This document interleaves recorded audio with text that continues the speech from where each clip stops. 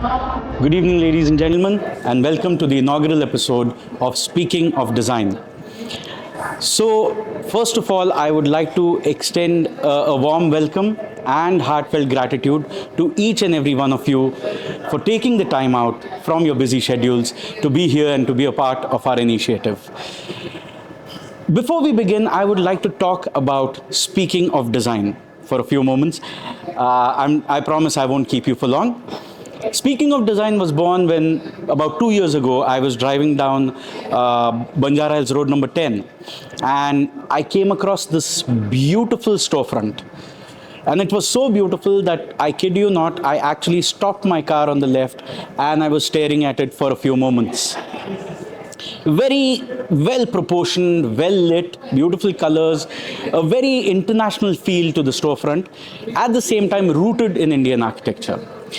Of course, later on when I discussed with my friends, a lot of them said, yes, we have seen the place, we've loved it. But interestingly and sadly, very few people, in fact nobody, knew the name of the architect, the name of the designer. There was no database, or there was no directory of sorts. There was no way we could find out who the designer was. So that's when the seed of an idea was planted in my head, that why not start a platform where a Hyderabad-based architect talks about his or her work to Hyderabad-based architects. And that is, in a nutshell, speaking of design. Because why not? See, Hyderabad is a city which is supposed to be the most rapidly growing, rapidly developing city in India. And with that rapid growth, rapid development, comes very eclectic, very iconic, very innovative, and very exciting design. And that is what we are attempting to document. And I was just talking about this idea to a dear friend of mine, Nehal Nayani, who's sitting right there. Nehal is not just a dear friend for many years, but also one of the finest actors of my theatre group, and also an integral part of Witty. I was talking to Nehal about this very casually, that this is something I want to do in the future, when he says, Bhai, I have an idea. Let's just take this to Witty. We'll do everything, we'll organize everything, you don't have to do a thing. I was very happy, obviously, but then I was also a little, I had my apprehensions, concerns, because when a sponsor comes on board, there is the whole commercial advantage that it's fair that they have, but of course I didn't have a problem with that, but I didn't want to dilute the intent of the program. So all my apprehensions, all my concerns, of course, were sent out of the window the moment I met Sandeep. And Sandeep said the meeting with Sandeep lasted for about 7 to 8 minutes. That's it. The amount of time required to just have a cup of coffee. And Sandeep heard, absorbed, and he immediately said yes, he loved the idea. He said he wants to roll it out as soon as possible.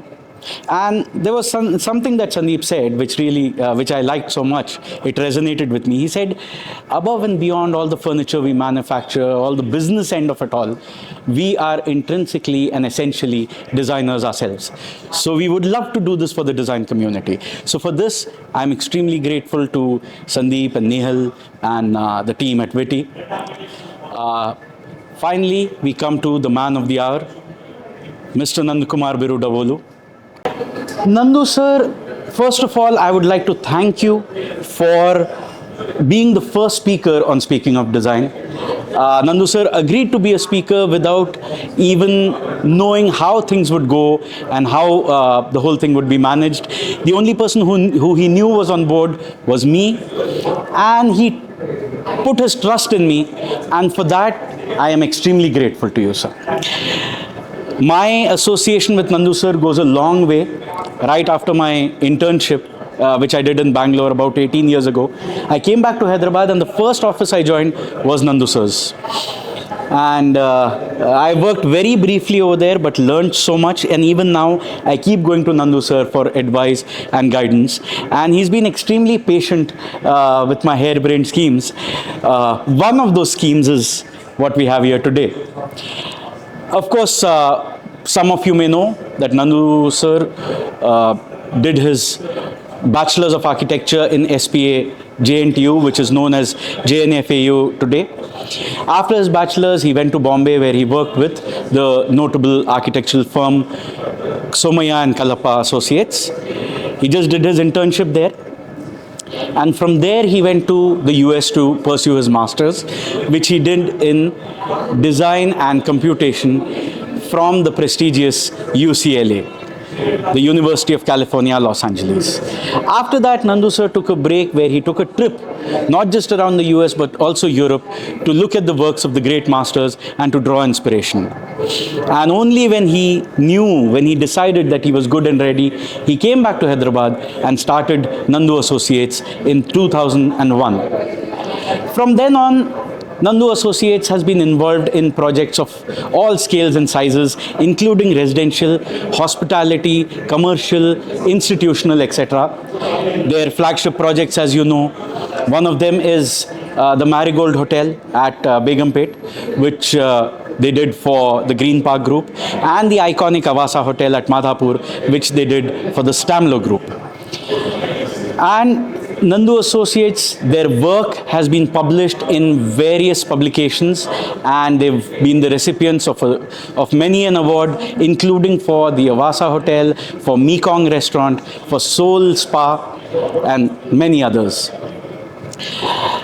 Also, Nandu sir is the principal architect and partner in Architecture and Design Office. He's been the past chairman of the IIID and continues to be an integral part of the IIID family and the HDF family, founded by Yashwant sir. But beyond all this, if there's one thing that I would like to say about Nandu sir, it is this initiative that he started about a few years back, which has been a source of learning and inspiration, not just to my generation, but even generations later on. That is Synarch, which was designed to showcase documentary movies of the great masters and architectural films in general. But it has now moved on from its original purpose, and now Nandu sir invites architects from all over India and also from abroad to come and talk about their work and continue to inspire us all. So, ladies and gentlemen, please put your hands together for Mr. Nandakumar B, the first speaker of Speaking of Design. So it's been 35 years into joining architecture, and then 30 years since graduation. So for a year after graduation, I built my cousin's house, and I was doing my portfolio to go abroad. And the house was designed by Somaya and Kalappa, which is now a 50-year-old firm. I got to go see their rebranding at 50 years. But she's been my, the only boss I've ever had, and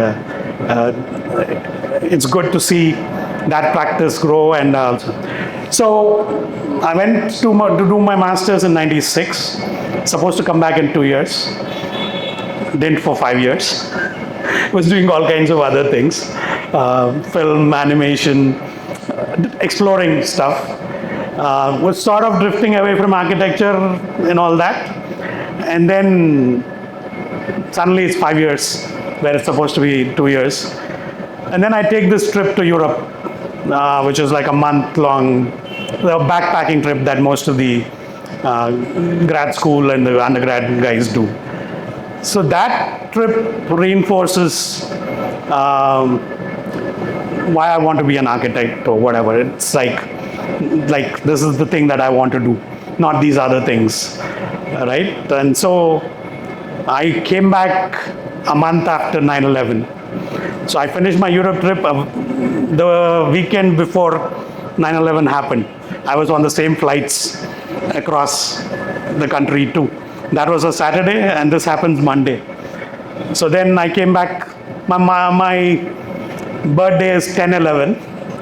So On my birthday, I took the flight back home, 2001.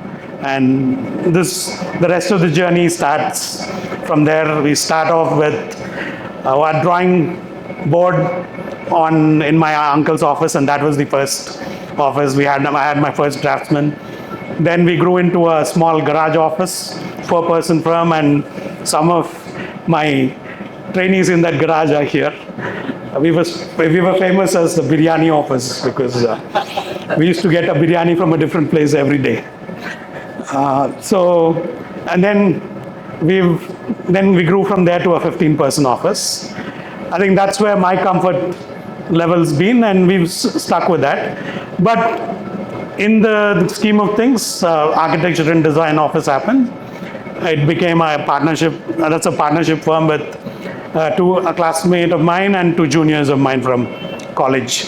We sort of met up, reconnected back at IIIT and all that. So today, what I'm going to show you is some images from that trip to Europe, a few of our known projects, some houses. You have to forgive me because most of these are older projects. Something you need to learn from what I don't do. You need to document your work much better than what our generation did. It's very important that you do that. And it's good to be among friends and colleagues that we work together and all that. So let's get started. So we'll start with this railing detail. That's the IMP detail in Louvre, inspired by this detail which is in the roof of the Duomo. Right? You just scoop out the stone and then create but that detail was so beautiful, and most of these are slides. At that point I was not digital yet, so slides that have been again scanned to the,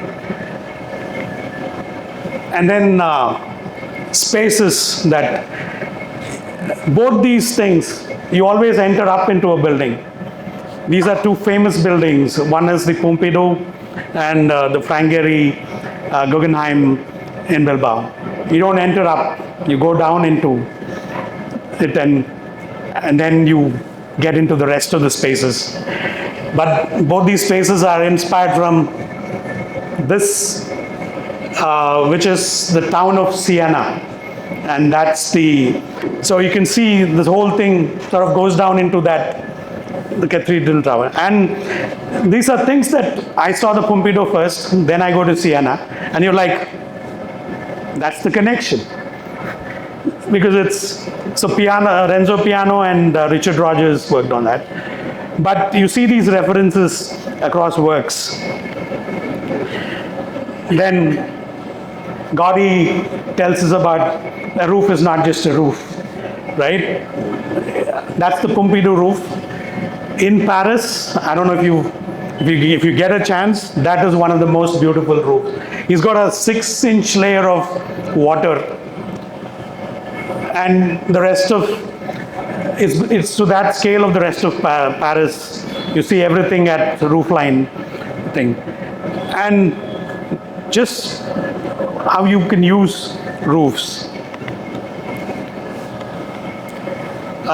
This is Japan, Omotosendo thing, but again, that's a amphitheater on a roof.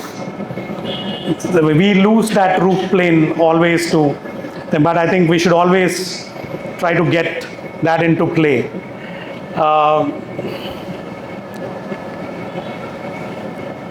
Then this is Venice Biennale, one of those. The use of light and shadow, right? We've forgotten how to use the darker side of things, right? The original, what do you say? It was about the cave and the shelter that it provided. You came into the cocoon. We've forgotten the shadows and the darkness. We're all about these huge glass that opens up into those views and the green landscape and all that. But we sort of tend to forget that there's nuances to light. And that also is in some of Ando's work. Just there's slivers of light and how you can bring in different moods and qualities of things. So the Japan trip was my 40th birthday trip. So I sort of mark different things on different. This is my over in the sense of the openness and thing. There's a roof, but at the same time there's that quality of light in that space. And another, and this one, Baba was my honeymoon. So the wife always complains, there's only Baba in your honeymoon, in the pictures at least. So this is his house, which is I think 11 Bagatal Road. But what's beautiful about is the way he gets in light. And those courtyards, they're not this big central one. They're these small ones around across the house at different points. And they bring in light, ventilation, and even vegetation through. Then this is Baba's office. 2 different trips, 10 years apart, the same courtyard. This is the first one, and this was 10 years after that. And then the other spaces in it. This is now a Paradise Road gallery, I guess. Then one of the things Baba does is let things be. There's a rock, let it be there. Right? That's the main entrance to the Lighthouse Hotel in Gaul. But it's like, why remove the rock? Walk around it. Like, let it be. And this is the spa in that same hotel. But the courtyard there, he just gets the floor to dip. It's just the flooring going, it's like the palm of a hand and it's holding water. Simple way of, he's got this way of doing things. Then this is another courtyard. The trees go through the pergola, then they lets the moss, the rain create this patina on the walls and all that. Letting things be. This is another thing, a lesson that we'd like to learn.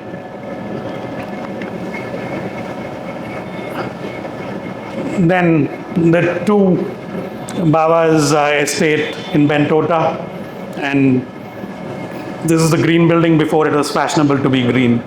An architect picks a site on the edge of a hill.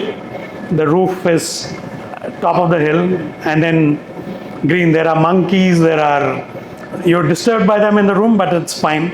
There's a layer of, this is now common in most of these Singapore, the tropical green stuff, but imagine the time he did it at,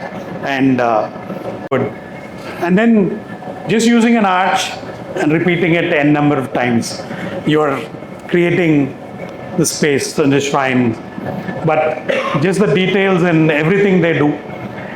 Even I'm a fan of food, so they take everything that comes into that and they take it to a different level. They learned frying from the Portuguese, and is now and then staircases. So these 2 are Hyderabad. One is Uzurama's house. This one is, I think there's a Nizam's fish pond. And you sort of go down this to where this, and then this I think is Milan, and these are Babas, and this is a Sri Lankan architect called Philip. I got to go see some of his works too on one of the trips. And then just a collection of walls from different pictures from travels, and just the amount of variations that are possible across.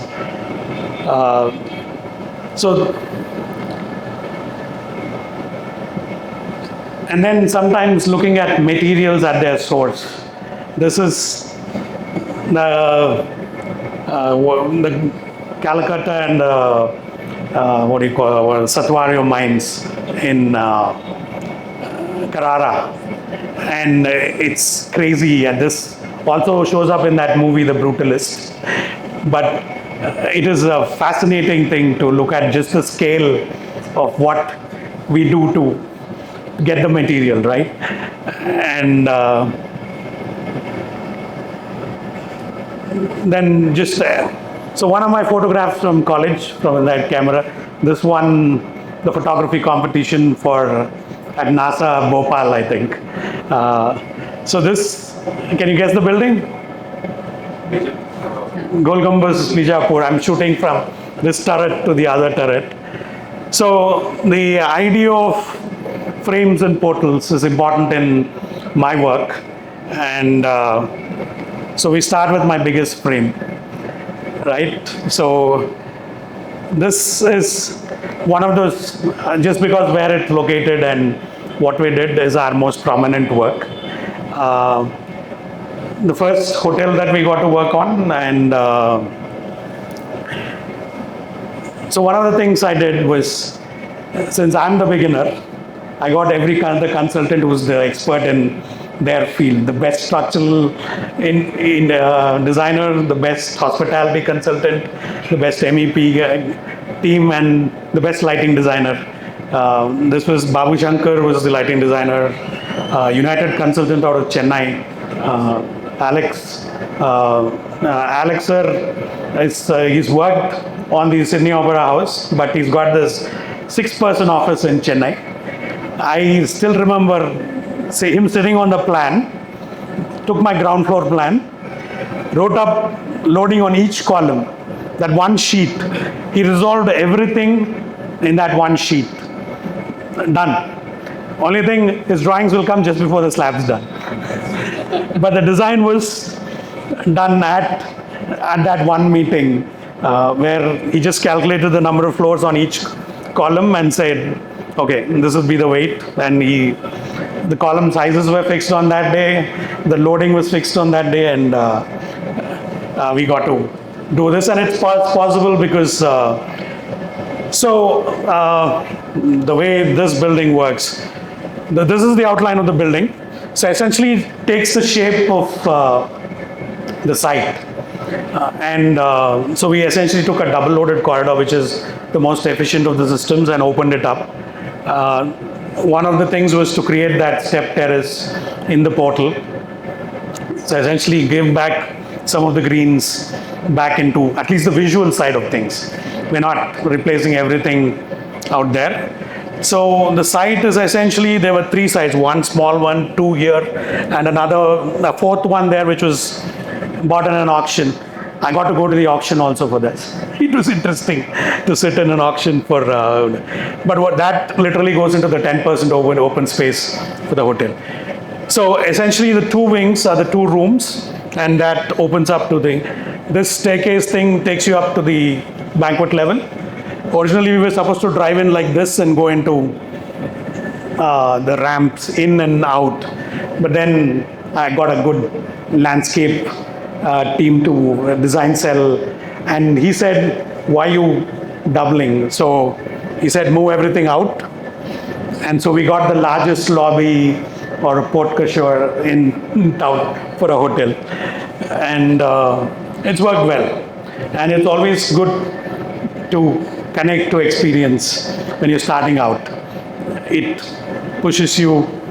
And then the interiors was, so we did the interiors too, but then the client goes, I need a foreign interior designer, right? So I got to go interview the interior designers and pick one, and that worked out well too. So the most important drawing in that project is this section. So essentially that's the road level. That's the pool level, which opens, and I have this internal atrium. There are 2 atriums, one in the lobby level and one we disconnected them so that the noise levels don't transfer between the public and the banquet level to the rooms. So you get the rooms have their mood, the lobby is lively, and noises are fine with that.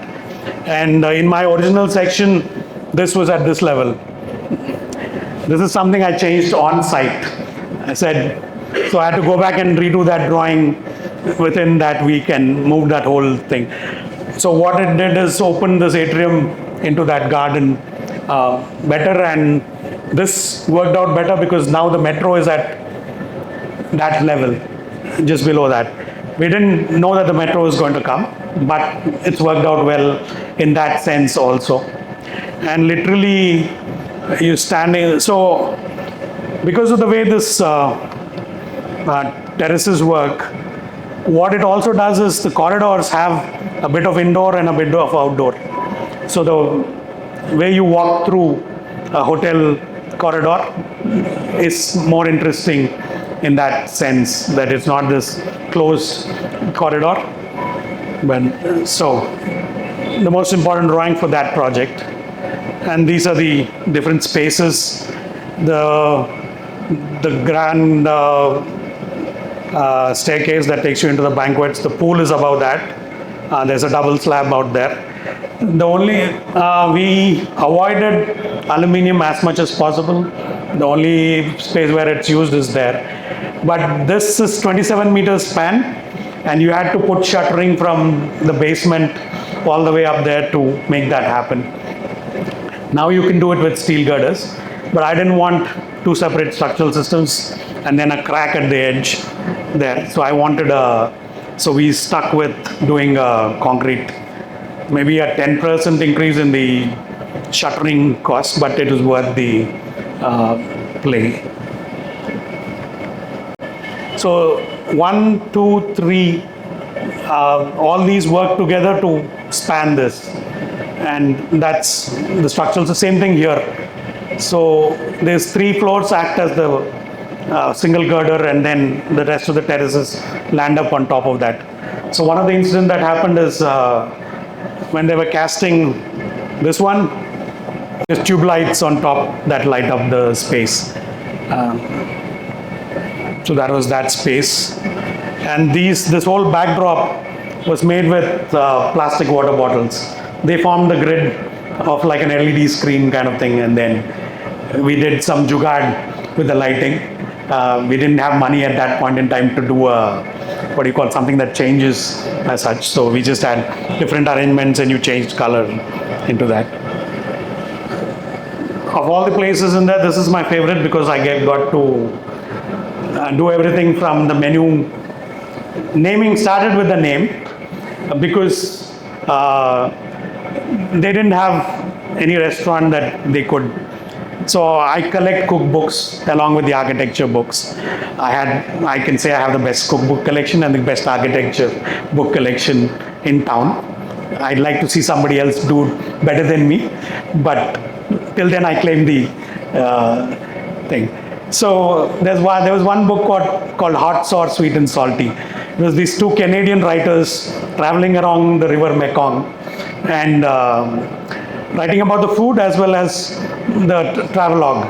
And so we picked the name from there, Mekong. We registered it. We didn't register it. I named it. It was 2 years before, or a year and a half before it got done. But then this other restaurant opens in the St. Regis, Bombay. Shangri-La says our restaurant is called Mekong. And then we go to, they're like 2 years after this opened. And then we had to sort of go to court, and then finally the settlement was we're Mekong by Marigold and they're Mekong by whatever they were. So, but that's closed down. This thing still runs. That's changed name. So every detail here is sort of based on, you see this is paper with water kind of thing. The roof was supposed to be a representation of water that reflected into a polished granite floor, and the blue of the water. And most of them keep birds as pets along the river. So this was a reference to those.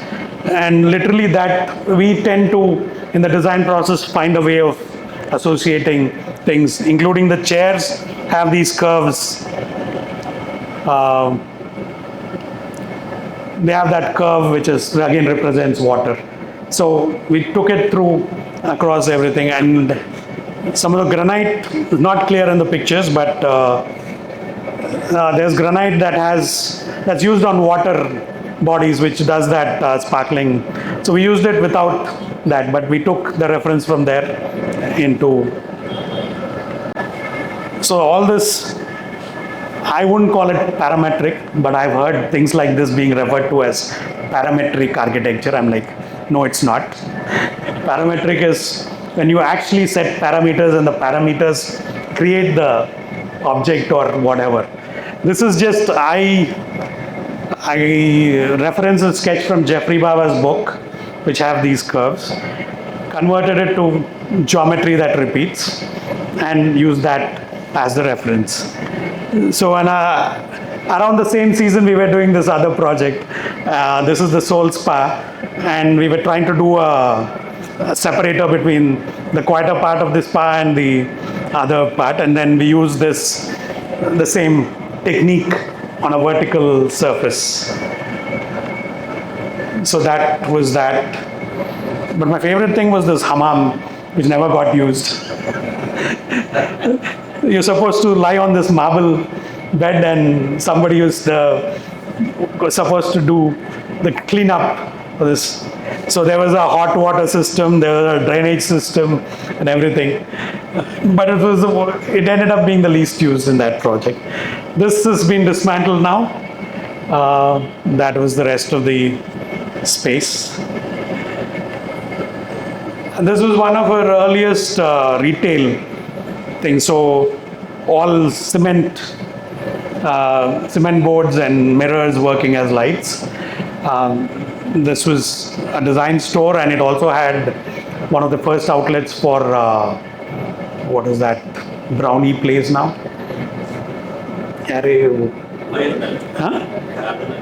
La Bonnet. Their first outlet was sort of in there, along with the clothes. So that was their thing. So it was, we kept everything neutral, gray and white, so that the clothes are the champions. We were championing the designers there.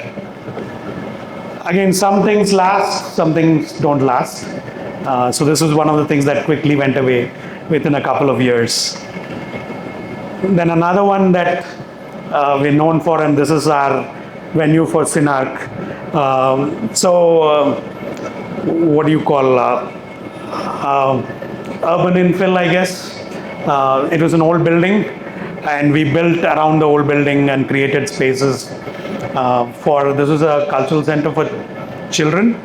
And in everything we did new, we sort of had this leitmotif that happened on. So every new wall would have openings with the two Shabad stone, and so we created an entry experience where the tree became the roof.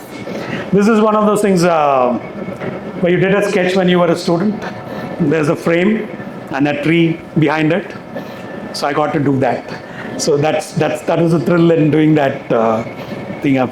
So the idea came from another tree on this side, which was at the back. The tree was already there, and we built the stage around it for the amphitheater.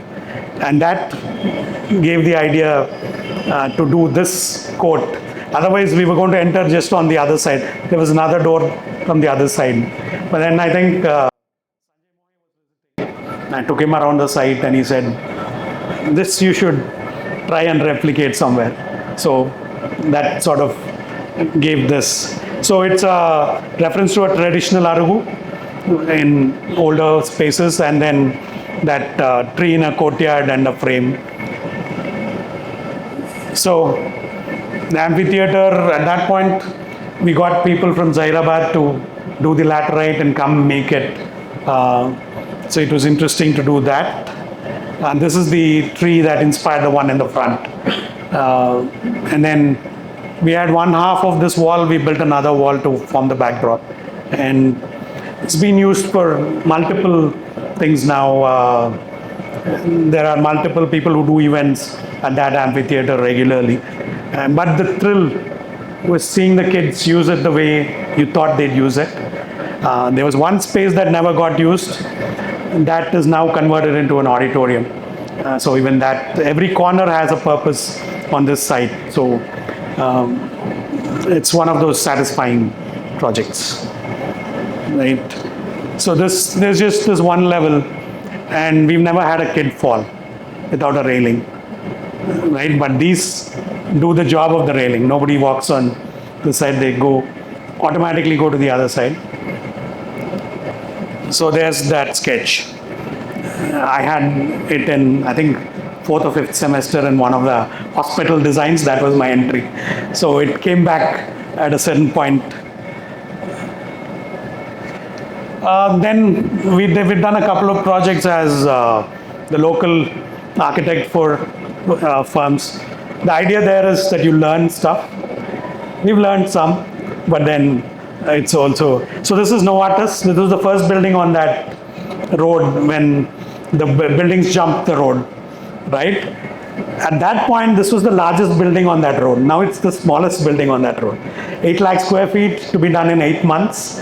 And what was nice is we were Gensler's local architects, and we got to see the whole process of how they started design, how they pitched, and how they took it through to getting it made. And then we did one more with them, which was the Microsoft. We redid the food courts at the Microsoft campus. So that was interesting. So some of these, I don't have the pictures of the actual thing, but the interesting thing is my wife now works in that office. She's been there for 6 years now. So there's no sequence as such. I'm just going through. This house is called Meenakshi. How did this come by? We did the house next door first. That was my third house that we did. So this client used to rent that house, and then she wanted to build a house. So these two sites came up for sale. So we built the house on one site. The other one is just filled up soil. There is the garage under this, and there's a 7 quarters under that.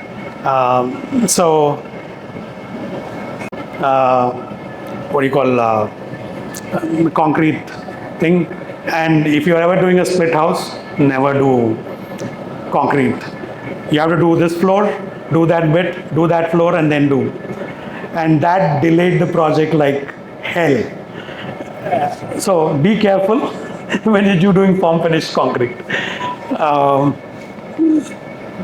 So this is the level you enter at. At the lower level, all you have is garage in the basement. The house essentially starts here. And then that's the lift core in the inside of the house. And then this is the garden, part of the garden.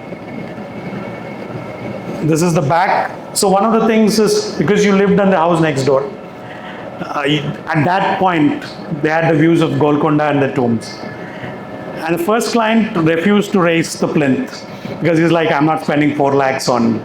But we knew that you go up and you have these views. So we were able to convince this client to go up a level. That view lasted for a couple of, let's say 5 to 6 years. And then these apartments start popping up. Well, first the tombs go away, then the Golconda. There's a bit of Golconda बचा हुआ है, थोड़ा दिखता है अभी. But most of the house was sort of designed to that orientation and stuff. Don't get hung up on views. They're there for some time, but then be ready when they're gone too. So this is all the 15 feet height which happens in the outdoors, as well as that's the dining, which is this room there.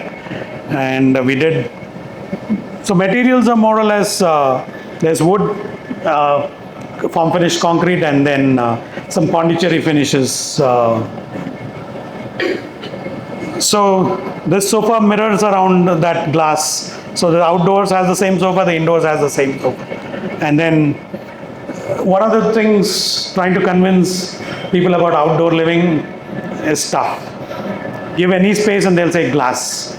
Glass, mosquito mesh is a, so it's good to have this. We're at least for 9 months, we're a good outdoor living city, other than the pollution, but that.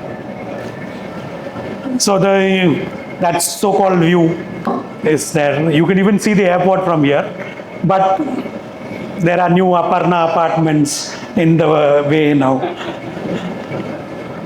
So all these are facing the views, right? This is the backyard.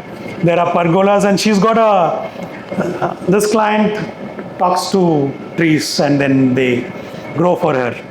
So she's got like 8 different creepers that around the house. So each one does a different flower in a different way. And you should see the birds in this garden to believe. They're like loads of, they're bird feeders, and they just always, peacocks used to drop in earlier. Now because the neighbor has built 3 floors and 2 floors illegal. But it's still, it's a beautiful garden. And she's on Instagram, and then she's got fans, architects who come from all over the country to see her house. So that's the blue Pondicherry finished wall that happens. So most of the finishes is natural. There's, as they are, there's wood, concrete, and the Pondicherry finished with some painted walls. There's an atrium between the split levels, which we tried to connect with a frame. Some of the details disappeared in execution, but it could have been more intricate. So there are these other details, like the Pondicherry details. There's like a column done in granite, and these are like temple bas reliefs as patterns. They wanted a pool. I refused and did a 1 feet water body. But even that water body won't have water anymore. It's got these concrete tubs with water lilies growing in it. That's the current state. But so this is another house. So this, again, this Vastu business, the kind of gymnastics we need to do to play with the same box, right? So we have, so essentially we had an L-shaped house. They didn't have that part of the plot in the beginning. And they had to buy that plot from the neighbor who's 2 floors below. So we got the rest of it. So the L-shaped one was allowed by the Vastu guy first. So we built the L shape, and then the rest of it came in. You guess where the water is, right? Northeast of the site. So you essentially come in from there. You go under this into the garage, under the pool into the garage. You get dropped off here. You walk into the house. This is a pavilion, which is the living space on the ground floor. There's another pavilion on the other side, which is the dining, which is, so this is the entry sequence into, I think, all the material here is tandoor in different textures and whatever. So this is the only thing I got to build on the other triangle that was bought from the neighbor. Again, I guess this pavilion makes it that square. So this is the elevation as such. This is from that pavilion looking at the house. So this is the dining, this is that sitting pavilion, this is an office. It's slightly on a hill next to that Obalreddy school. So they have a reasonably good view of the rest of Jubilee Hills. So it is designed for the views, but there's also the heat issues. One of the mistakes, not doing double glazed windows. But then we've tried to mitigate it by planting on the other side of the, so the space between the pool and this is the entry thing, and then this is the staircase that goes up through this house. A nighttime view of the, so lit pavilions with most of the living in that, the bedrooms are in that L, the rest of the house. Another house, the house essentially starts at that level, but the site was sloped, so we got to create these other levels. This is an art gallery, this is the garage and servant quarters, so you drive up and get dropped at the house at the upper level. So that neighboring house also was done by me. So I tend to get houses in pairs sometimes. So this was the second house I ever did. It'll come up later in the thing. So the lady of this house is an art collector, and she's got tons of art. So that's her art storage space within the house, which essentially are on tracks and you sort of thing. And we needed to design the lighting always. So one of the things we did is light the wall, not light the piece. So that there's the flexibility of changing the art. And she's done it 4 times now. She's changed her art completely. So this one has a pool, sort of this room is sitting in between the water bodies on both sides. One is, the entry is on that side and the rest of the thing is. So she runs that Soul Spa. So that this is the spa in the house, so as such. This is the entry drop off, that's the pool and that room sitting there. A staircase detail and with art. So this is that, the cotton fashion chal raha tha, so we did the railing in cotton. And this is how the pedestrian comes through this to go up. The car is driving up and dropping you up there. So this is the basement view under here. And there are outdoor living spaces again, which we're trying to do across the houses. Another house which is similar condition. So some of the design things we learned on this house got implemented on the other house. Same thing, this one under the lawn is the garage. And the lady of the house is a dentist. She's got a clinic below. And then you sort of go up to reach this house too. So this is badly photographed by me. The only images I have of that house. So that's a floating puja up there around a courtyard. So again, that ramp that takes up and then the garden going through. So this is the house next to that other one I showed you, Meenakshi. So this had a circle inscribed in plan, which turns out as a pergola around the house. And this is the windows towards the Golconda view. So this is sitting on, the other house is on this side of the, again the bad photography is mine.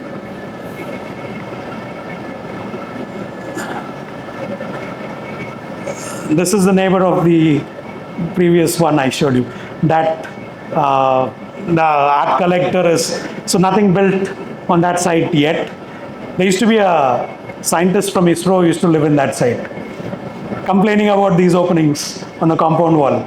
It's like you're putting a window on the wall, because it was just a, so he used to have a lot of fights with that man, but then he got bought by, who was it?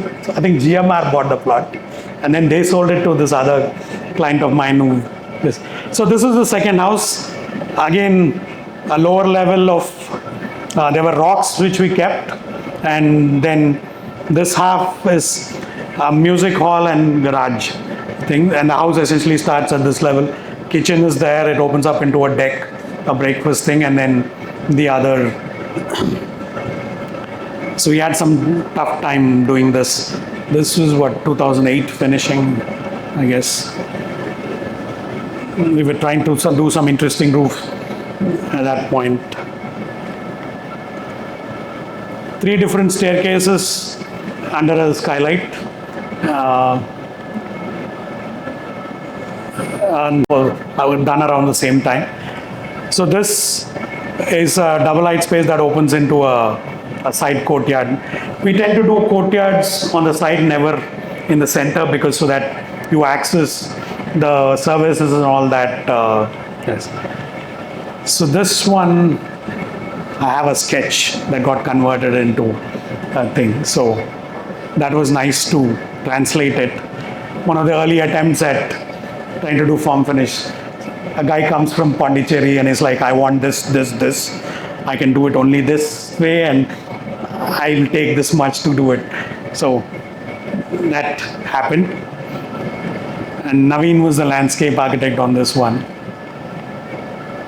And the smallest house in the context of Bangalore, because Jubilee Hills ka site and Bangalore Koramangala site, there's a difference. But the simple move here was to just make this central space a clear story. So it brings in light to the middle of the house. That's the rest is just the detailing of the thing.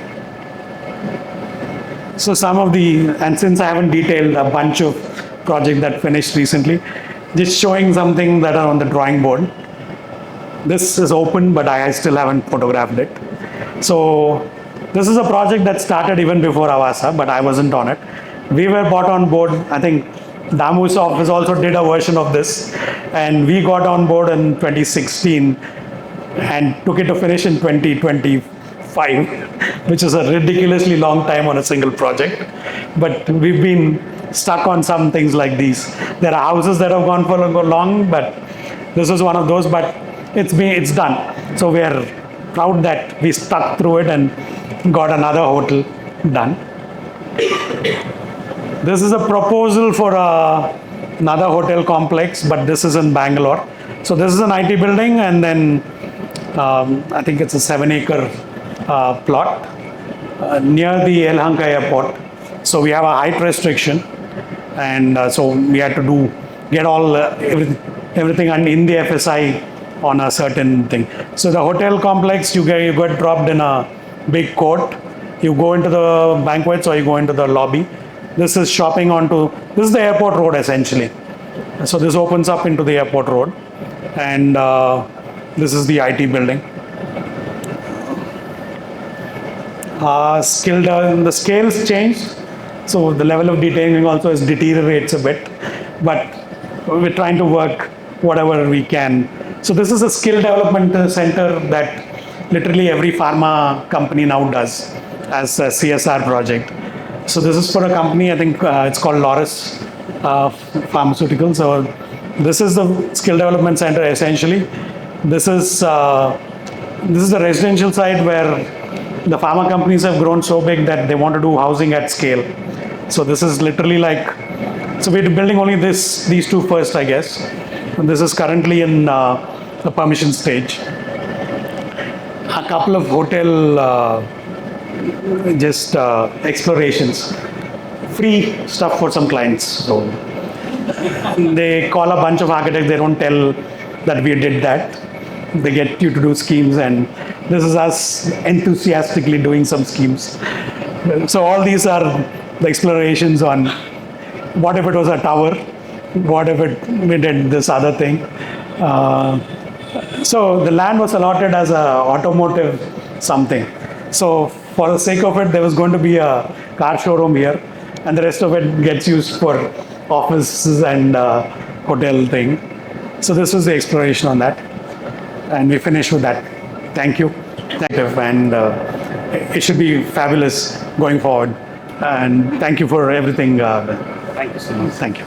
And why didn't she cry? Because she didn't approve the topic, and you explained it, and you said that you don't know, you keep quiet. Tell her sorry if you see her again. A few questions. Chalo, go. One interesting thing I observed in your presentation, sir, which actually ties in very well with what we are trying to do here. You mentioned Uzrama Bilgrami's house. Yeah, the best house in Hyderabad. It's a very beautiful house. It's a house, so I don't know. So please talk to Uzrama and arrange I'll try, sir. I'll tell you, I'll describe the house to you. So it is in the color of the rocks of Banjara Hills. So Uzrama has a cousin called Akhil Bilgrami. My father's contemporary. Yeah, Akhil Saab studied architecture with Qasim Saab and all, but then he went to Pakistan. But Akhil Bilgrami's firm is the biggest architecture firm in Pakistan, now run by his son and son-in-law. And Uzrama has another cousin called, how did I forget his name? Another Bilgrami. We did a farmhouse for him, which was sketched by Akhil Saab. And we got to finish it. That's how I know. And we also did some work for Uzrama for Malka that she does. That's how I've been to that house and all that. So it's this house that's made from a sketch of, it's like a rock. The edges are all this brown thing. It hasn't been painted since it was made. I think Subhash Narayan Saab was the local architect for that house. And that's that spiral staircase takes you to the roof of it. At that point, you could see It was on top of that hill on road number 14, but there was a beautiful view. Now the Basti below has taken up the thing. But what she does is, the ground cover, she doesn't clean. So it's got this layering of all the leaves and the flowers as is all the time. That is one of the most beautiful sights you'll get to see. Just that ground cover with this layering of all these leaves thing. She's never cleaned it in like a couple of years or whatever, but beauty, just walking on it and everything. And even inside, it's quite nice. It's very innovative. We'll try to Karo, part of your... But that's what I was saying. So now, even before you've seen the place, you know who the architect is. You know a little bit about him. Yeah, I didn't know, but I found out. Exactly. And then got to work with them. So that's what speaking of design is about. Sir, a few questions before we let the... Sir, mat bol rahe, bahut time ho gaya. Firstly, a light-hearted question to get things started. If Mr. Nandakumar was not an architect, what would he be? So if my family, I would have been a computer engineer and a chemical engineer and been in that business. That's my family's wish for me. So I gave in, my uncle is the guy we looked up to. He's like the patriarch of the family. So हमारा option कुछ नहीं था. It was always being an architect, and it's been that. Wow. But the other things, the other passions I have, there's cooking, there's food, filmmaking, travel, everything. I indulge in all of those. So Right. yeah, So you could have been any of I can, even now I can be any of those. Wow. So not a problem. Nice. Yeah, but I need to make that movie sometime. Next one was asked by one of our audience members. He's not here today, unfortunately. Who's not here?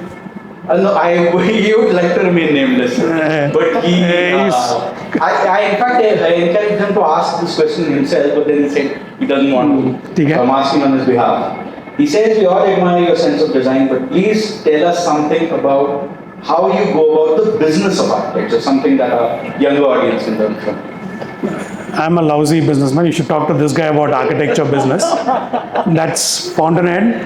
He'll show you, and he does this every year. Kar rahe ho show? Yeah. He does this open house. So go sit in the open house. Ask him to show the numbers. He does that. So you understand. Okay. So let me take that up, anyways. So the business of architecture, it's not a.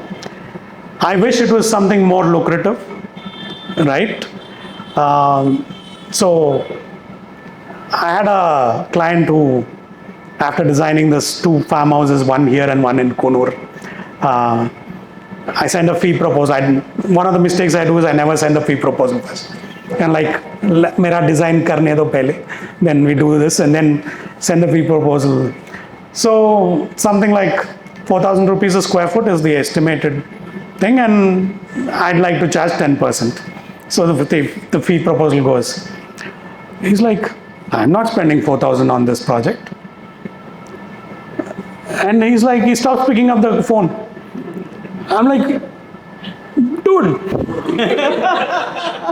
The client's dad, who I meet in Kunur, says it'll cost 4,000 to build here. But no, that's it. And it's a close family friend and all this stuff. So these are the things where, so first rule of business, proposal pehle karo, get it approved, get the advance, then start the work. Okay? So that's the first advice. Then the other thing, that's something that architects don't learn about, is the way money works, right? We need to learn that as part of, we need to fundamentally understand how money works. Because architecture as a practice, you're not going to make money unless you're doing these other things. You know what I mean, right? We're not all set up to do that also.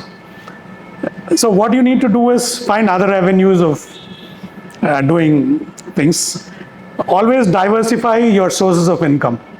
Start early at that, right? Don't wait till a certain, we've done the mistake, so I can tell you now.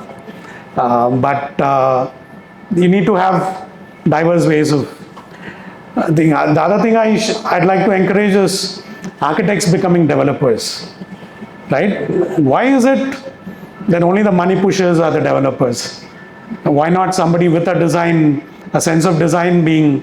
So some countries it happens, like Brazil, most of the developers are architects, right? So we should also have, not everybody needs to do that, but we should have a bunch, not just being developers, but also being decision makers in government. There are multiple examples of where an architect has been an administrator. It's changed the city for the better and all that. That's another avenue, I think. Again, not for everybody, but those who can should. We don't tend to do that. What else? Then the nature of practice. Not everybody needs to be a firm that size. Not everybody needs to be a firm my size. There are all kinds of things. There are practices that can be 4 people. I had the most fun when I was in that garage with 4 people in the office. Right? That also works. There are guys with a 4 people practice who do like lakhs of square feet. So it's possible. But it's up to each one of you to figure out what works for you and stick with it. Right? I now think 15 is what's sustainable for me. Otherwise, I'll be working for them, not them working with me. And then I'll be running around trying to collect bills to pay the next bunch of salaries and all that. So figure out what works for you. They've got a nice, what do you call, partnership and practice. My partnership, we did a valiant attempt at it, but it didn't work as much to the potential as it's supposed to. So I didn't show you any of work from the partnership. So we redid Tank Bund. We wanted to do some things at city level. We redid Tank Bund and got paid 5 lakhs. Because the contractor promised 60 lakhs or 70 lakhs as a thing. And then, again, one of those, government is a different, we did the whole landscape scheme. And they say, we need the drawings for tendering, some bullshit they give. They transfer the drawings. They go, in government, everything's run by the contractors. Okay. So, one of the horticulture guys in the government is also the contractor. He takes the drawings, gets the contract, and just does it. We paid 0 for it. But we're like, don't do those things. Advice. But we wanted to do something that can change something about the city. The other project we did was the pedestrianization from Checkpost to Avasa was a project from the metro because they were sponsoring what happens on the ground. Beautifully detailed drawings. We did every ramp down, ramp up, entries into properties, everything. So you should go see the first stretch, which was the mock-up. The mock-up trees are fabulously grown, everything, railing and all that. Then, again, it gets subverted by the contractor. So the government has some rates called the SSD, which is like standard rates. So the contractor is always looking for the element that's not in that rate list because he can charge whatever he wants for it. So he found out that the bollards are not in the contract. You just go see that road now. There are more bollards than necessary. So this is some of the subversions that happens in work. But a recording kahin mat chodo, huh? This part is a revelation. Edit karo. Okay. So The last the first fee bhi nahi aaya, sir. Kya hai last fee? Chodo, it's my neighborhood, so I said pro bono karenge thoda. So I assume that is some pro bono work. But lawyers make more money in their practice, so they can do pro bono, but architects, some fellows like me. one of the architects, a friend of mine, Hey, feel free to join the conversation. I'd like. the last. मेरे last payments मिलते ही नहीं चले. And I don't know why. that happens. It's a habit, sir. It's a habit that's been going on for a long time. See, what I do is, You the last payment, you load up before. I take with they need some 30% of the fees. They pay me every month, and the last payment they have to pay me. Otherwise, I don't give them the receipt. So So that's a good. The other thing, something I learned from my electrical contractor. This guy, he's been his classic electricals. He's got a shop next to the check post. So he's got this knack of sending small bills. Every week there's a small bill, so that you don't feel like you're paying a ton of money. That's a great idea. Yeah. So you have to learn some lessons from. So even my mom says, learn from him. he's been the contractor for forever. He's been a family contractor and all that. So anything electrical, we go Ravi ko bula. So but he'll send the material, bill comes, and then so it's nice. So my way is like I pile up raising the bills, and then ek bill jata hai bada, and they're like, this is too much. So pick the size of practice that you're comfortable with, learn about money, and do invest in multiple things. And invest early. You want to buy land, do it early. You want to put some money out in stocks, again do it early. And you should budget. Don't budget everything for your practice only. Start learning to put aside pretty early in practice. Yeah. Next. No, so Follow up भी है इतने बार.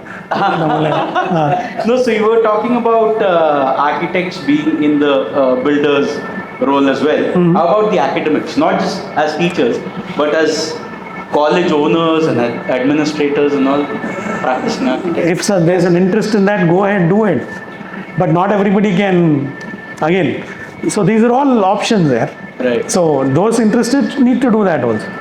But if you think that's going to make you money, not really. So the other thing, the lesson is from this actor called Shobhan Babu, who's a Telugu actor. He's the richest actor in all of India. Okay, nobody's made as much money as Shobhan Babu. Take Shah Rukh, anybody you want. Nobody's made as much. I can guarantee Shobhan Babu made more than. So his rule: never put money back into the profession. He never made a film. He acted, took his money, invested in other stuff. He's the biggest landlord in Chennai. His family now owns the biggest land bank in Chennai. And all from whatever he made acting in films. So that's a lesson in a different way for us. We don't make as much as he's going to make in films, but whatever he made, he sort of invested across. You won't believe his land bank then. Wow. Even Jayaberi Murli Mohan Garu used to tell us he's Murli Mohan is inspired by Shobhan Babu, right? So he'll tell that story in all. Yeah. Next one is, could you please talk about a project or even a particular moment in a project that gave you the highest sense of satisfaction? This one I know. achievement? Question leak हुआ था, so answer ready है. So Arif Hassan Saab was passing by Saptaparni, which had just opened or something. So there was a book, and so Arif Hassan Saab wrote in that book. I should have taken that book right then, but they lost it. So he wrote, congratulations to the architect who's done this work. This is about Saptaparni. And I congratulate the client for letting him do what he did. Wow. That's my peak. That's the thrill of.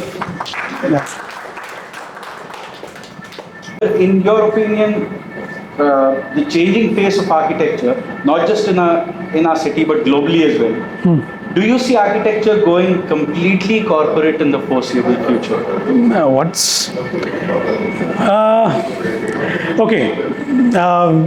Architecture has always been this, at least as we are growing up and all that, it's been this master architect, Howard Rock kind of character, master of everything, leading projects boldly and all that. But that nature of practice is sort of disappearing as such. Now projects are not run by architects. We still sign and we're responsible for everything, right? That responsibility is still ours. But the guy running the project these days are generally one of these PMC firms, JLLs, CBREs, all the 4 big firms. Those guys surprisingly don't do that in their country of origin. JLL never runs the projects in the US, but in India they've become practices that run the jobs. They get to sit on picking the architects, they sit on what the architect gets paid, they sit on signing off. So that nature of, on the larger jobs, literally go to any developer today. If it's an IT building, it's straightforward. RSP is the architect, and one of these 4 get to do the PMC. Right? That's the branding that's happened in Hyderabad. Now, what's a IT building? It's a parking grid, and the fire rules applied, slapped up with the, and RSP does it spectacularly well because they repeat. It's about doing those fire staircases, that core, and that. In terms of design, it's a pretty simple thing, but they've got the system down. So what we need to do is develop systems and all that. So that's the one side of the corporate practice. Or then there is these foreign firms that land up. The Gora, we're still stuck on that Gora, like that foreign interior design that we guys wanted. So that's another nature of what it shows in the kind of the fees. Any of these foreign firms would say, we stop work at this, we're not. But the local architect is supposed to stay till 12 and do all kinds of other meetings, whatever. So there's still those discrepancies, but the nature of Indian practices are changing. We're becoming, there are corporate firms now in India. I think Hyderabad, I'll give it to these guys. But in India, there are Morphogenesis, Bimal's office, or anyone. They can compete with any of the foreign firms on larger jobs and stuff. And you're going to get more of those, but there'll be, so again, it's nature of practices. There's a space, there's work for everybody. But one of the things I was telling, the architects, there's this sequence in that movie in which Annie gives it these ones. Arundhati Roy is defending her thesis. And she starts off by saying, the architect's making this much, the laborer is making this much, and there's this discrepancy between what the architect is making and what the laborer. But in practice, architects get paid less than a tile layer per square foot. That fundamentally needs to change. So whenever I talk into one of these builders and all, I'm like, you quote 40, and he's like, this is too much. I'm like, dude, it's less than the tile layer. The tile layer lays his tiles and his job is done. We start 2 years before the project's on board. We take him through to the permissions, run it all the way, and we do the finished drawings and all that. And you want it to be done in 10 rupees, 15 rupees, this thing. But that's the nature of the beast. That's what we are. So one of the things, when I remember that 4,000 per square foot thing, so I was talking to my cousin. He's like, dude, he's your friend. What is this? My cousin gives me gyan. It's like, Nandu, India is not a mature design market. Design is still not valued. So you're not going to get that kind of payment, whatever, right? But we will mature as we go up the economic thing, and as projects change, the nature of work, design quality will improve, practices will improve. A lot of people are going abroad working, and they come back with learning, right? And at least now they get to use those learnings, implement stuff. So it will change, but hoping it will be sooner than later. But till then, that's the lot of us, right? Audience को नहीं दे रहा question. इसके बाद audience है, मेरा last one. Okay. If you had the power to bring a change in how architecture is both practiced and perceived in our city? So I think practice is fine. I think we pick what it is. But the perception of what an architect does fundamentally needs a lot more work on. So there are guys who still say, my engineer guy is doing everything for this. But the engineer guy is applying a formula, is getting a size of a column, is getting the reinforcement. He's got answers. What an architect needs to do is, ये सब answers है, pick the right ones and do. That fundamental difference between what an engineering solution to a project is and what an architectural solution to a project is, that's a perception that we need to change, right? So there was this Charles Correa, the one kid from Hyderabad stood up in a conference in Bombay and goes, what is this thing you keep talking about, metaphors and all that? So Correa's answer is, if there's no metaphor, it is just a structure. It is a building, it's not architecture. It's the meaning that you give it is what makes it architecture, right? Now, how do you tell that story to a layman, right? So there's a need to change the perception. So how do you change perception? Is by doing better work, right?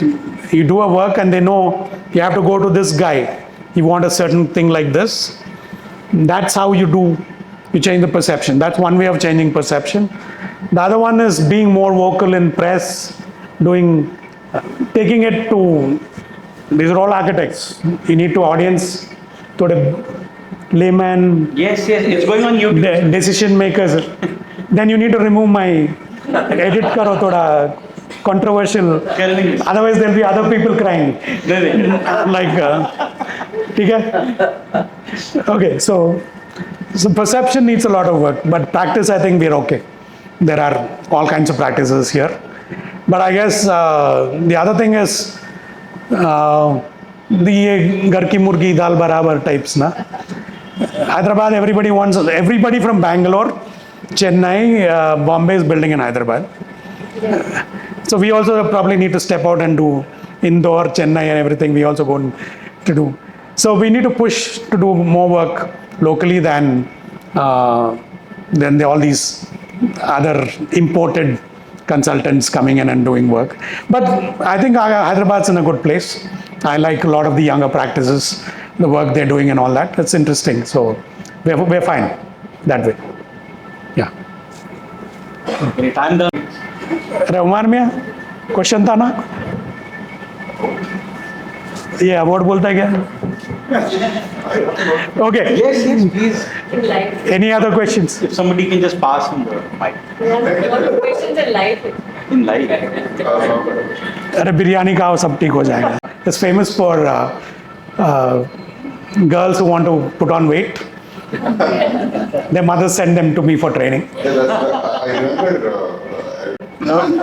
होता था, अभी नहीं होता है. अभी now we cut. Architecture profession is going to change because of the AI's influence. So because AI is doing major works, because if a normal client is coming in with multiple number of options. So what is your perception about that? Okay. What is the most important decision in design? Yeah. What is the most important decision in design? No, that we know, but the client doesn't know. No. So you should tell him the most important decision in design is knowing when to stop. Right? AI will give you endless stuff. You got to say, this is where we stop and this is what we're going to do.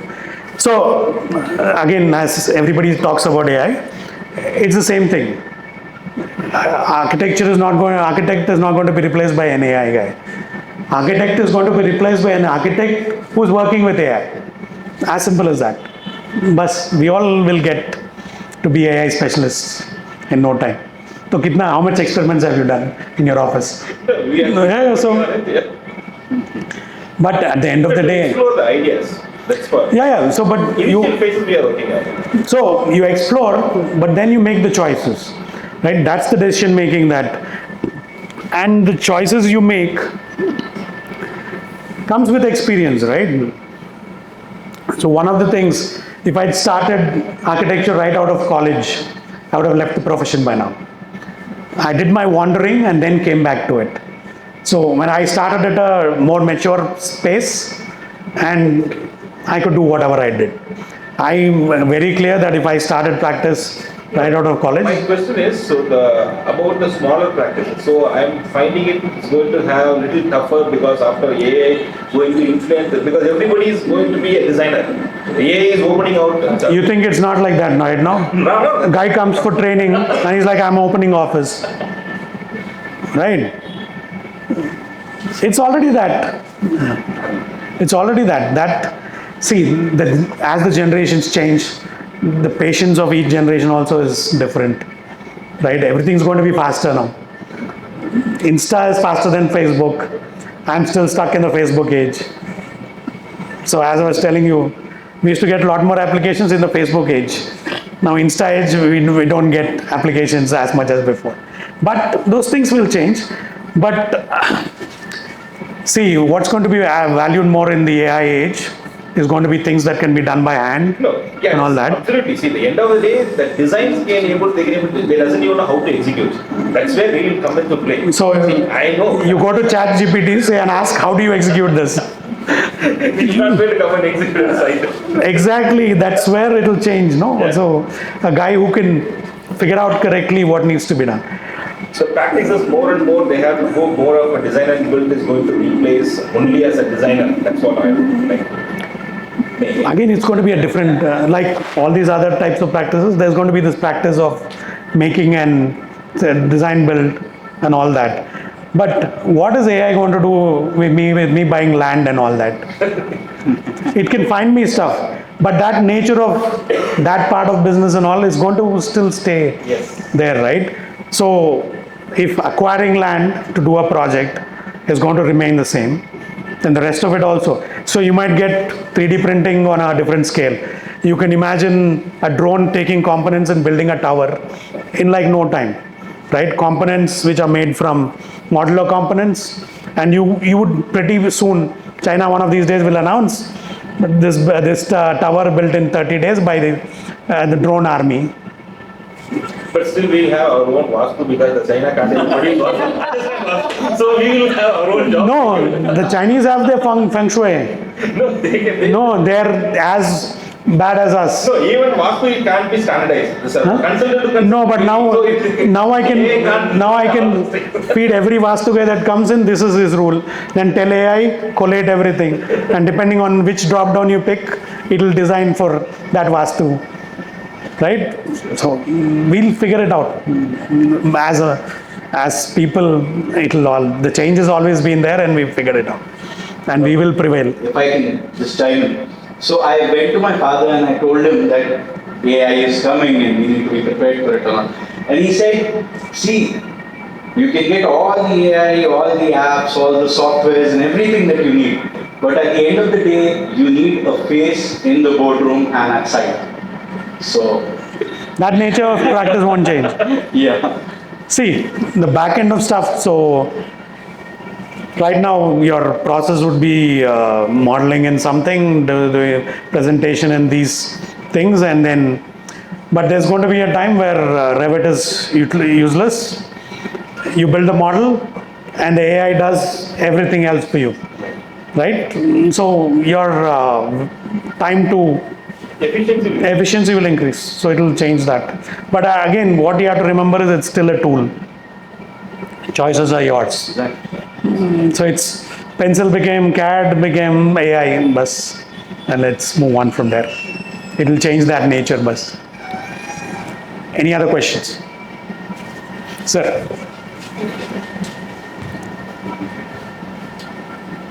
Right. But she said, no, she said she almost fainted. I'm like, why would you faint? So, at a deeper level, I think this is a statement that tells us a little about the quality of education in Hyderabad, in the 12 odd architecture colleges that we have. Speaking on behalf of many of us here who are tutors, is Hyderabad really equipped to produce the kind of architects to take on what Asghar said in his opening remarks, that it's becoming the most vibrant city It's right now the most busy city, more square foot being built, all that stuff. Quality of design is coming from everywhere. So the problem is this, right? I always have a people issue because one is me being impatient, which is the problem with the jury, as well as me dealing with my staff also. And the other thing my office is famous for is pushing people into other things they are interested in. So I have actors, I have dancers, I have photographers, I have filmmakers and out of my office. So I make them discover their other things. No, I think my question was a little. Yeah, I get that. It's about the quality of education, and is it enough? So the reason I Is came there anything that all of us as senior designers can do to enhance the quality of education? is be involved with, like Summers is now involved with SVC. That engagement of practice with academia is important always. Any US educational institution, they always engage with the practices. So the practice is either the running studios as what do you call visiting faculty, or special studios, which there's a tendency that the college doesn't want that to happen. It's either even the existing faculty's got this very it's you us against them type of things, where it should be more of a partnership, that you bring in these knowledge.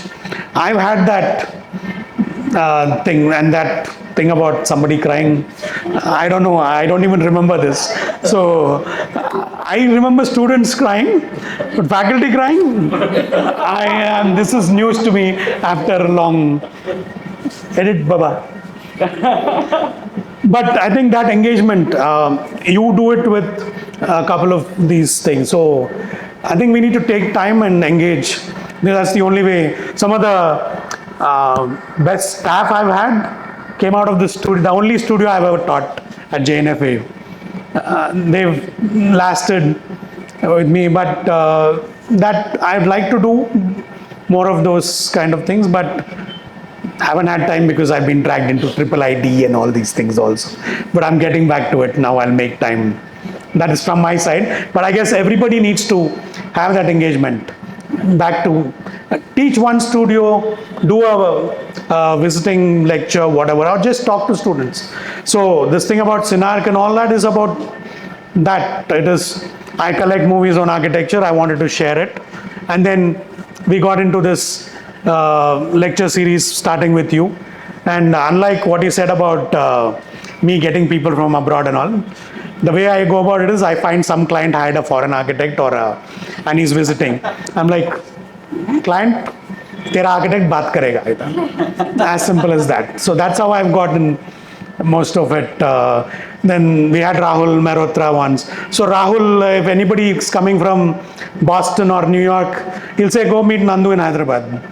So I've had people come in like that. So the references. So that's how we've done those lectures. As in how, is it, I mean, I just want to know how the process works basically. Okay. Any of the firms coming from abroad, no clue how to get things done on the ground, right? There was one house, the architect is the guy who designed GVK1. The landscape architect was the guy who designed the gardens by the bay. So there are all these things, the conceptuals are thrown around, but how do you get it made? I provide the contractors, and I what do you call, interpret the details and all that. We're there to facilitate. At the same time, what I like to learn in those is look at the reference drawings and understand systems that we could implement in our projects. So that's my interest in collaborations. So we've collaborated on, like Akhil Saab is a sketch, and we did all the working drawings for it. We messed up some of his details, but yeah, so we've done small collaborations to the Novartis one, which was a large one, and there are a couple of other So again, these houses now, they want an architect who hasn't built in Hyderabad, because money wants things of privilege, right? So they go hunt for this guy from some books. Or I have this famous, my friend Naveen is good at recommending foreign architects. So he'll recommend that this guy's work is nice, we'll get in this chap kind of thing. So yeah, so there's things you learn. Like there are some firms which have beautiful drawing conventions. Then some understand how to do scale and how you break a project down into components and attack them at different. From Gensler, there was this whole pitch about there's this team that only takes notes about figuring out what a client needs in this context, right? There's the whole exercise to do that. And those workshops and all those, it's good to see them and participate to them. So if you get a chance, there's always this thing also about why are we helping these foreign architects, but that's the deal. The deal is to hopefully learn. Doesn't happen all the time, but sometimes you learn. Yeah. Yeah, more adding to her question was how to get this engagement if I am not wrong. How to get the engagement? Yeah, so first thing is, typically how would this happen in the sense, you need to have a connection with your clients. The clients only, they will come to a local architect. It's not, the international firm will not have Never get a local architect. with any locals that will come back. Okay, so you need to have your own client team. So typically you have to educate your client also to bring, in case if they want to bring any foreign architect, the collaboration has to happen at very early stage so that the time will be minimized. So they have to understand the local in terms of the rules as well as the climate as well as in terms of cost of construction and everything. So recently one of our experiences, one of our clients, because he's having money, he thought that he can bring anybody else also. He asked us to get the quotation from Zaha. So we just approached Zaha for, they clearly told that if your consultant budget is 20,000, then you can come to us. Otherwise, he doesn't know how to design below 20,000. So that's the answer. So there's no point of going there to understand. If he can't able to spare, yeah, maximum he can able to. So did he spend 20? No. Why not? He's got money, no? He wants Zaha, no? So pay for it, no? So it's all depends. So you have, in case if we are in the early stage, so we can have collaborate with them and we can work with them to how to make the things work. So there's a project we lost to them. One of these foreign architects doing big house in an acre plot. So the way it went was, I don't know, I didn't know you were quoting for it. So I'm collaborating, big architect, whatever. So my fees, I quoted like I'm doing the house. It'll be the same kind of work. So whatever I charge for a house I do is my fee for doing this. Yeah, it's a house for Savata. So the house for Savata is the South African architect, the famous architect. We didn't know that we both are competing each other. So ours is like a... But let me tell you this other story with this thing. Okay, so there's this landscape guy called, what is it, Kunal Maniar. So Kunal did this other house with us. So that landscape architect who did the gardens by the bay never got implemented. Like Zaha, it costed a lot, right? So then they changed the landscape guy to Kunal. So we were working with Kunal on this. So I recommended Kunal as the landscape architect for this project. So I told Kunal, you're going to come on this meeting, ye bhi edit karne ka. These are secrets being given. I don't know how much. Hey, edit, mere ko de, मैं edit karke deta. Okay, anyways, so Kunal comes on this Zoom meeting, and I didn't tell him it is Savata and anything. So I'm trying to pitch Kunal for this job, right? Kunal comes on this job. He's worked with that same firm on houses in Alibag and all that. So the client side pitches saying the architects have done this, the conceptual scheme. You have to work with that, and then they tell him who this architect is. So he goes, you should have told me who the architect is. I wouldn't have even taken a meeting. These guys don't understand the concept, and they don't know the Indian context, and I can't work with them. This is a guy pitching for a job, being saying this. You got to admire him for that, right? He's got clarity to what he can work and what he can't work. So it was all these things that. So you got to figure out what makes sense if you're doing a collaboration. No, we were keen to on that project to collaborate. The reason is we want to understand it's a large house of almost. Yeah, but Sorta's drawing systems are beautiful. Yes. To get to know them, so that's we just. I agree with that. What do you think I was doing? The same thing. So, any other questions? Questions you have? I can speak. Yeah, speak. Take the mic. Firstly, thank you for the presentation. So much joy in the way you were sharing. I felt so happy looking at it. Nobody's crying. Thank you. So I have two questions. First one, so like you were drawing parallels of how other artists got influenced by travel. So I could see that also somehow. I mean, in some spaces that you design. I want to know what other things sort of inspires or influences the design core of yours. One of the things we don't consciously do is, I don't want the building to be, this is Nandu's building. It is not my building. I'm designing for somebody. We try to make it of the client, for that client. At least the attempt is there. There are some elements that will slip in from project to project.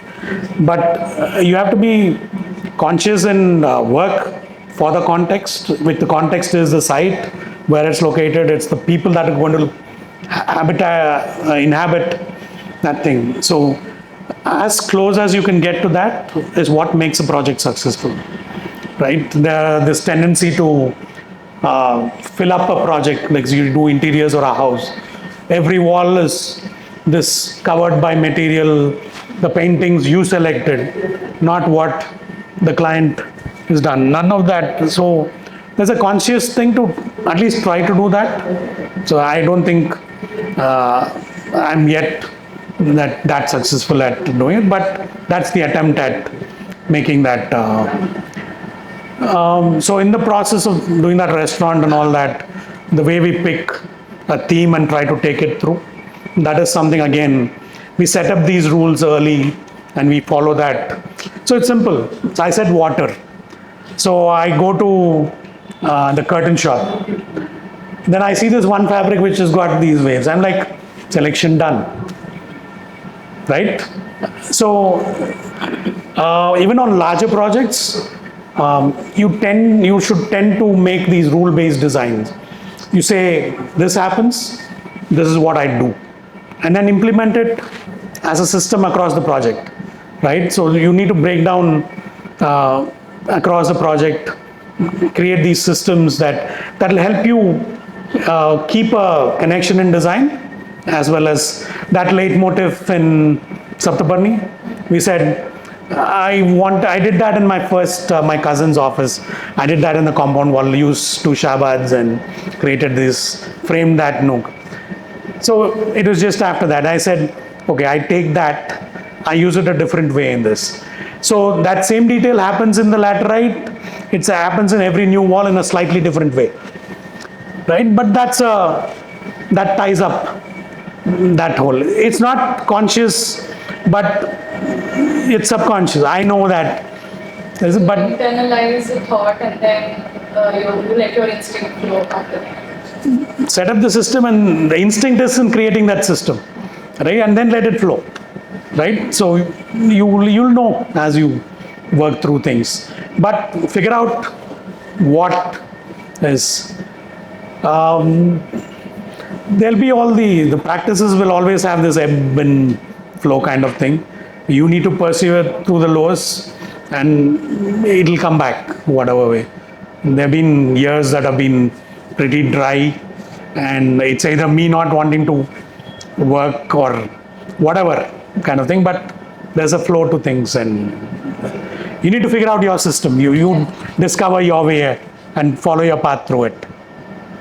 The other one was, so I've been observing, I've obviously everybody knows that you're very social. So how has that affected your practice or? So half the town is related. The other half I'm social with. Whatever doesn't help much. As they say, the Nepo kid system in the film, it gets you started, but what you do after that is up to you.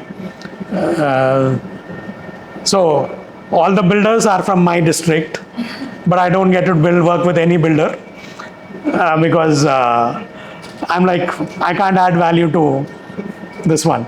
So we had this argument about, so I like his argument about it. It's like, you're not doing it, somebody else is doing it. So you might as well do it, right? It's absolutely the base, but I don't want the builder to cry. Because one of the things Nandu is known for, in my family or in any other, is too frank. I'm like, I can't hold. It shows up in my face first, and then it like explodes. So there's a reason that we do what we do and not too much other things.